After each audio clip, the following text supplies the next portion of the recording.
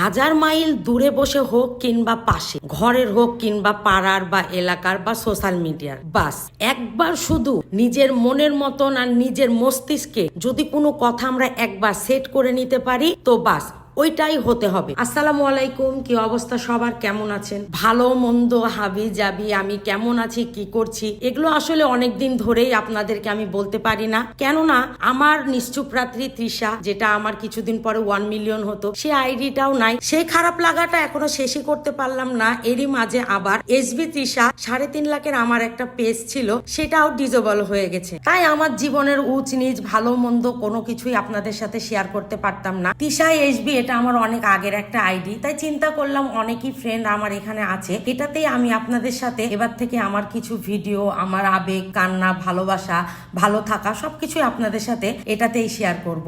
আপনারা যদি আমার এই ভিডিওটা আমার এই আইডি ছাড়া যদি অন্য কোথাও দেখেন তাহলে ভাববেন ওগুলো সবগুলোই ফেক।